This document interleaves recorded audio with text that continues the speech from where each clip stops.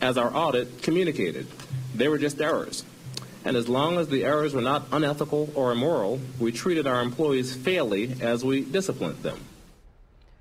Good evening. That breaking news. Metro Schools Director Dr. Sean Joseph says it's time for his time in Nashville to come to an end, and he's asking the school board to negotiate the terms of his departure. That has just happened within the last few minutes. Earlier in the day, there was news that he faces a possible suspension of his state license. Members of the Metro Council's Minority Caucus, though, rallied to his defense. Our chief investigative reporter Phil Williams broke the story about the proposed suspension, and Chris Conti's covering the fallout. Phil, the possible suspension of his state license is a really big deal. That's right, because Dr. Joseph is required to have a state license as a condition of being director of schools. At the center of the controversy is an issue first uncovered by News Channel 5 Investigates, the district's failure to report teacher misconduct cases to the state. It was this piece of video that started the investigation, a physical altercation between an Overton High School teacher and a student. The principal recommended that Arnett Bodenhammer be fired, but Joseph decided just to give him a 5-day suspension, a suspension that should have been reported to the state. This is a matter of student safety.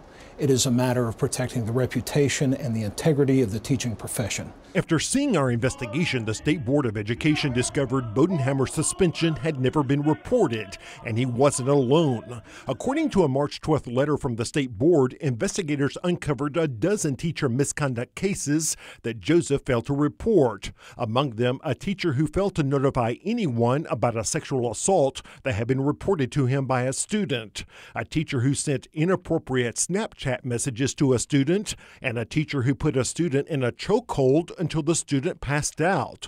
That's why the board staff recommended a 1-year suspension of Joseph's license as an education administrator. And it's unrealistic for the head of an organization as large as ours to know that individuals have not done their work. In remarks tonight to the school board and in documents filed with the state board, Joseph blamed former Human Resources employee Scott Lindsay for failing to submit the misconduct reports to the state. So when the administration decided to blame you, what was your reaction to that?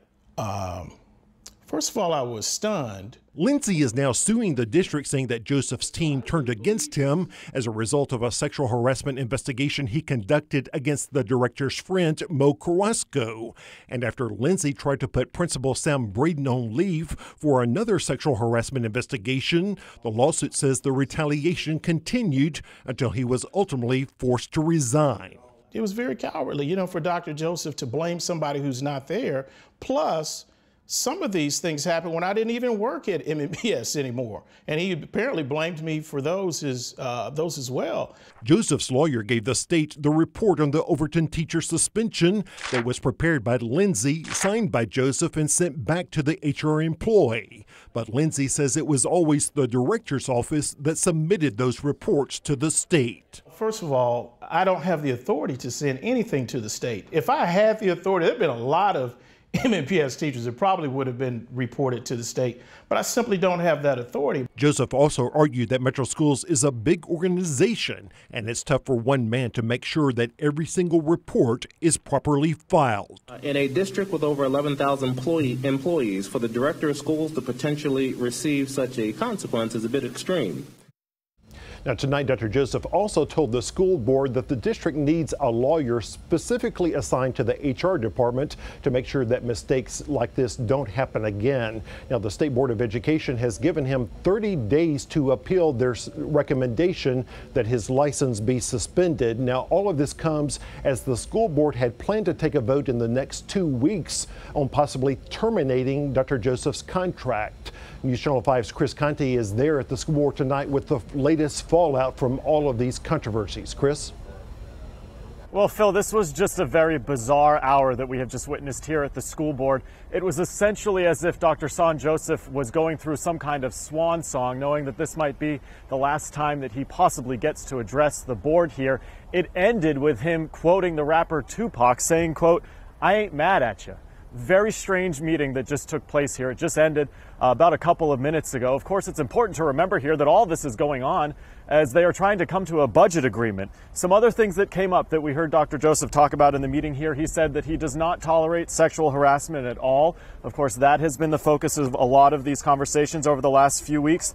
And he tried to rebuke some of those claims that the license board today was talking about, saying that some of these were simply errors made by a staff member that has since been let go. He also took some time to come after News Channel 5, calling us a biased news organization, blaming part of all of this controversy on us and our reporting and the fact that some of this has blown up simply because we are reporting on some of this. As you can tell, there are a lot of people out here who are incredibly passionate about this. One of them was Dr. Son Joseph, who took some time to answer one question about the possible end of his time here as soon as the meeting ended.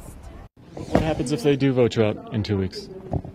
Yeah, then, the good news is I can get a job, and I would work to get a job because I have children and a family, and that's what we'd be working to do. We talked about this earlier, as we have some people who are just wanting to get some attention out here outside this board meeting, calling us biased. However, we should mention here that all of this is incredibly important to talk about because there is a budget discussion going on. There are hundreds of teachers in the district who are pleading with the district to give them more money here. So today, earlier, before all of this took place, before Dr. Joseph came out here, some of the board members said that during their retreat on Friday, they want to up the increase that was initially proposed by Dr. Son Joseph a few weeks ago. You'll remember that initially his budget proposal asked for a 3% cost of living raise for these teachers. Now some board members say they are going to be incredibly aggressive here and go for a 10% increase. It is unclear whether or not the city council will go for that. However, school board members here saying that they have heard these teachers loud and clear and they want to get them the pay raise that they think that they deserve. We are still hearing that there could be some chatter tonight about a possible resignation, but that has not come to any kind of fruition, as Dr. Son Joseph, after this meeting, made it very clear that he is not going anywhere until he is told to do so. That is the latest from live outside the school board meeting. I'm Chris Conti. Back to you guys in the studio. All right, Chris, thank you. A lot happening there. We've been tracking the Metro Schools' troubles for months. If you'd like to look at all our stories on the issues, unbiased stories, head to our website, newschannel5.com.